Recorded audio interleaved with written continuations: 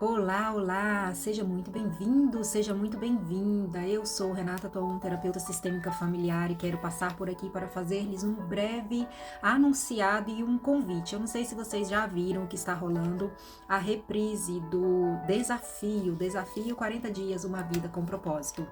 Já estamos hoje no quarto dia e eu começo dizendo o seguinte: a única linguagem que o futuro reconhece é a linguagem do plantio. E o que já rolou nesse desafio até aqui? O que é esse desafio, Renata? Esse desafio, gente, foi um dos primeiros desafios que eu lancei. Ele estava lá arquivado no meu feed e eu estou repaginando ele, estou, dando uma formatada nos conteúdos que ali estavam. E começamos ali com o primeiro dia, Uma Vida com Propósito. Ele é embasado no livro Uma Vida com Propósito, de Rick Varney. Esse livro ele é muito profundo. Ele é muito profundo. E por que eu estou trazendo isso novamente? Para trazer e deixar aqui, nos canais, nas mídias, dada a necessidade, gente, que a gente está vendo mediante as circunstâncias das quais a gente tem visto nos últimos dias, nos últimos acontecimentos aí trágicos, até com relação ao Charlie Kirk. Quando a gente olha para a questão ali, do próprio autor desse delito, sendo de família cristã, sendo, um jovem criado dentro de uma família cristã e cometer tal ato dessa forma, ceifando a vida de uma pessoa que estava ali levando principalmente a verdade, levantando a bandeira da verdade a quem quer que fosse, por onde ele passava, ele sempre estava ali levando, a verdade dentro dos teus ensinamentos.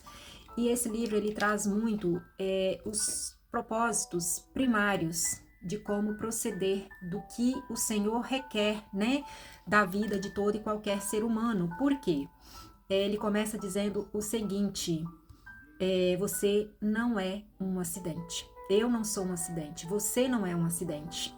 Essa é a base, Então, dessa conexão, o quê? De que nós não estamos aqui por um acaso. Todos nós que aqui estamos temos um propósito primário. Qual é esse propósito primário, Renato? O primeiro propósito, a primícia do nosso propósito maior é o quê? Revelar o Pai. E quando eu estou com ferida da minha identidade, a ferida da identidade é o contraponto da promessa. Então, quando eu carrego a ferida da identidade, eu vou estar entrando em lugares onde os ambientes podem estar me influenciando e moldando.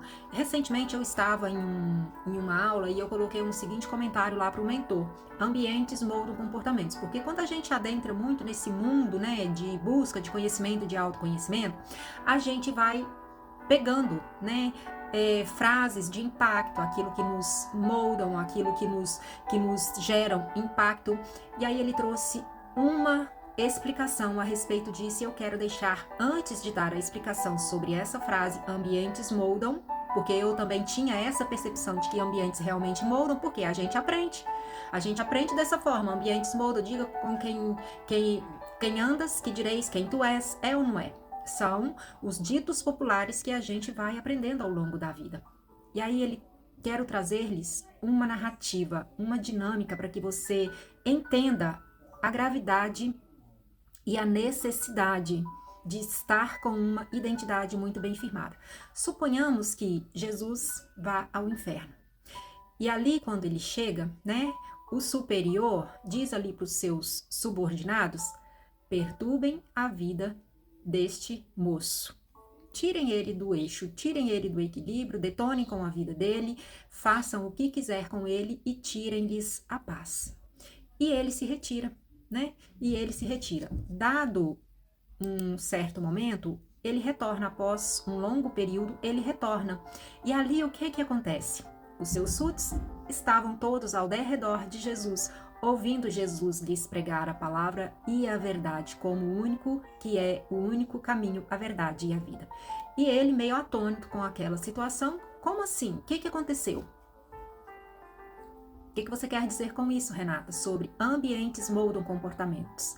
Ambientes podem influenciar comportamentos quando você não tem a sua identidade firmada. Jesus sabia quem ele era. Ele tinha a sua identidade de filho do Pai Todo-Poderoso muito bem firmada e muito bem estabelecida. E ali, você sabe o que eu não vou nem dizer o nome, não influenciaram e foram influenciados por ele. Então, ambientes não moldam os comportamentos das pessoas quando elas estão bem firmadas na sua identidade, quando elas sabem quem são. E quem eu sou? Quando eu não sei primeiro qual é o meu propósito, quando eu não sei quem eu sou, quando eu não sei qual é a minha verdadeira identidade, aí sim, eu vou estar sendo influenciado pelos meios externos, porque eu não sei quem eu sou e eu vou estar simplesmente repetindo mais do mesmo daquilo ali que eu estou aprendendo. Isso é muito importante, principalmente com as crianças, porque a gente tem visto o que as escolas, né, estão aí imputando na mente das nossas crianças, até mesmo com o quê? Com materiais didáticos. Então a gente precisa sim ficar muito atenta. Ontem eu estive conversando muito seriamente com o João Lucas, até com relação aos conteúdos que ele fica fazendo, às vezes coloca música, às vezes coloca alguma imagem, porque nós somos luz, sal e luz no mundo. Se eu não sou capaz de ter a minha identidade, se eu não tenho a minha identidade muito bem firmada, eu não vou estar sendo capaz de transmitir essa luz que brilha em mim, de ser esse sal, porque a propriedade primária do sal é o quê? Dar sabor. Se eu salgo demais um alimento, ele vai ficar destemperado. Se eu salgo de menos, da mesma forma, ele vai ficar destemperado. Mas a qualidade primária do sal é o quê? Gerar sede. Então, eu sendo sal no mundo, que eu seja capaz o quê? De gerar sede ao outro, de querer beber da mesma fonte que me alimenta. Então, só quando eu tenho a minha identidade muito bem firmada, e esse livro, ele traz muito profundamente esses propósitos, porque ele começa dizendo: você não é um erro, o que dirige a sua vida, qual é o compromisso que Deus tem conosco. Tudo começa com Deus, pois tudo, absolutamente tudo, nos céus e na terra, visível e invisível, todas as coisas começaram nele, e nele encontram o seu propósito. Por que Deus criou? Para que Deus criou? Ele é o eu sou. Ele não precisaria ter criado, mas ele escolhendo, ele decidiu criar a humanidade, que é a criatura, que somos nós, né? A criatura, nós temos essa assinatura do autor da vida, do Criador, e tudo que no mundo existe, né? A não ser de materiais que foram criados por quem? Pelo Criador. Por quê? Por amor, para que nós, criaturas, pudéssemos usufruir. E muitas das vezes a própria língua, né? Nós, diante do que falamos, diante do que reclamamos, diante do que murmuramos, fomos levados para um lugar de não reconhecer as bênçãos que o Senhor está nos deixando disponível.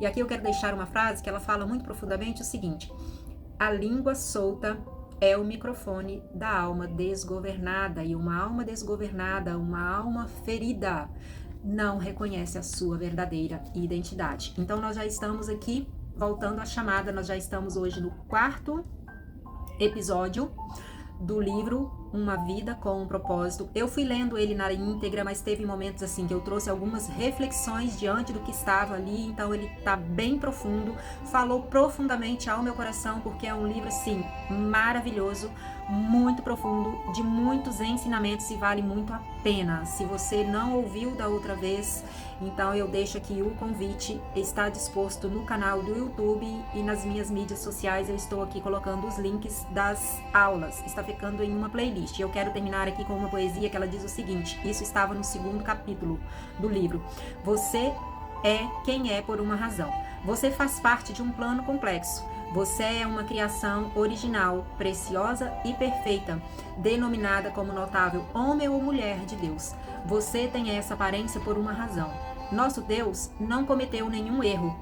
Ele o teceu ainda ali no útero. Nós sabemos que nós temos uma biografia que está descrita o quê? No Salmo 139. Você é exatamente o que ele quis fazer. Os pais que você tem foram escolhidos por ele, e a despeito de seus sentimentos, eles foram feitos sob medida para os planos de Deus que ele tem em mente, e estão aprovados pelo Senhor. Não, aquele trauma que você enfrentou não foi fácil, e Deus chorou por aquilo o ter machucado tanto, mas foi permitido para moldar o seu coração, para que você crescesse à tua imagem. Você é quem é por uma razão. Você vem sendo moldado pela vara do Senhor. Você é quem é por ser amado. porque há um Deus que te ama. Então eu deixo aqui esse convite, eu deixo aqui essa palavra hoje para você. Você é muito amado, você foi muito desejado, você não é um acidente, você não está aqui por acaso, você tem um propósito. Se você ainda não descobriu o seu propósito, continue aqui comigo, porque eu tenho certeza que ao final você vai ter aí entendido qual é esse propósito primário para a tua existência. Um beijo no coração, fique com Deus e já encaminhe para alguém. Se você aí tem aquela amiga, se você tem aí aquela pessoa que está aí assim, passando por algumas situações, já encaminhe, porque eu tenho certeza que o que tem nesses conteúdos pode falar profundamente ao seu coração. Beijo, fique com Deus e até breve.